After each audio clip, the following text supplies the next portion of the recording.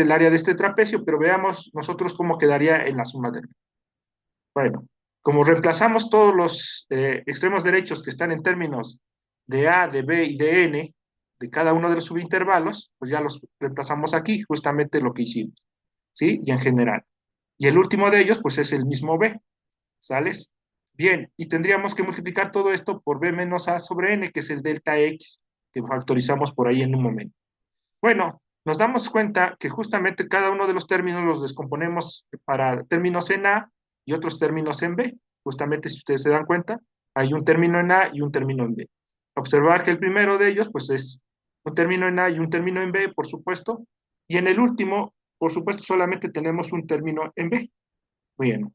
Entonces, para esto voy a factorizar A, justamente, que es lo que se está mostrando aquí. ¿Sí?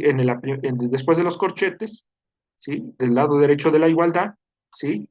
Justamente vamos a poner los coeficientes de A, n-1, n-2, n-3, n-i, y al final 1. 1 por A se refiere al penúltimo de los términos. Aquí está A, es este caso, para este A. Luego, los coeficientes de B, comenzando en 1 para el primer término, ¿sí? Para el primer término en la suma de rima, ¿sí?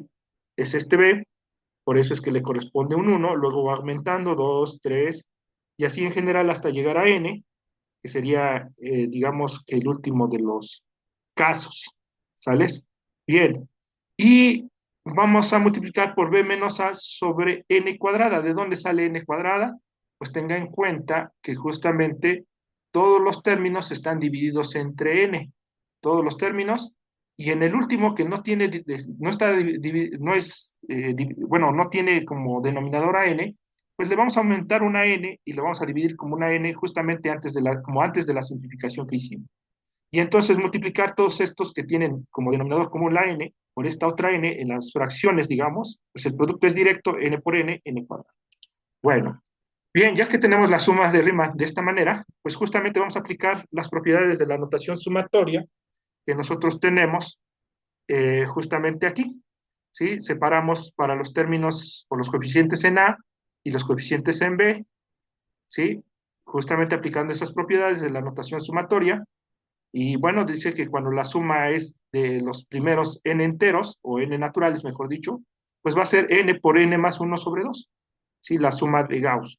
Y entonces lo aplicamos para cada uno de estos.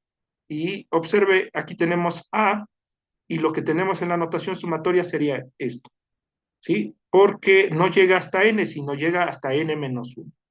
Y en el otro caso, tenemos n por n más 1, que justamente es este caso, y así tendríamos esto en la notación sumatoria. Luego, una vez que hemos aplicado esto, ¿sí? Pues vamos a reducir términos, ¿sí? Y pues vamos a hacer justamente una simplificación en los términos de A y de B, ¿sí? Como lo estamos mostrando aquí. Y justo con esto, pues podemos hacer una simplificación más. Si nos damos cuenta, A por n menos 1 por n más B por n más 1. Bueno, todo esto multiplicado por B menos A sobre 2n cuadrada. ¿De dónde salió el 2? Recuerde de la fórmula de la suma de Gauss de las propiedades de la notación sumatoria. Bueno, que es un denominador común para ambas sumas. Bien, entonces, nuevamente en esta última expresión, factorizamos la suma y la diferencia de B con A para que tengamos en términos de n cuadrada y n multiplicado por B menos A sobre 2n.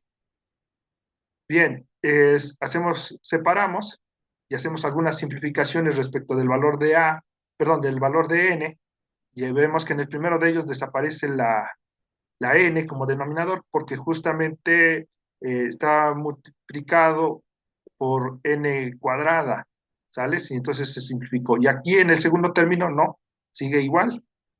Muy bien. Y entonces esta suma de Riemann en sí va a quedar b cuadrada menos a cuadrada sobre 2, que se refiere a este primer producto. Luego el segundo producto va a quedar b menos a cuadrada menos a sobre al cuadrado entre 2 por n. Bien, y aplicando el límite, en el primero de ellos, el primer término no depende de n, es constante, el segundo término sí depende de n, en sí como un denominador, y es donde realmente le vamos a aplicar el límite. El primero de ellos va a ser constante y el segundo, justamente como decía, que el límite de 1/n cuando n tiende al infinito, pues es cero.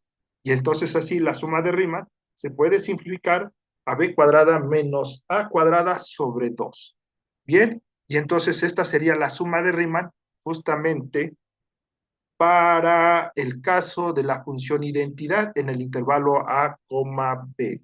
Y entonces esto en el límite, pues podríamos decir que esto es justamente ¿qué? La integral definida para la función identidad en el intervalo a, b.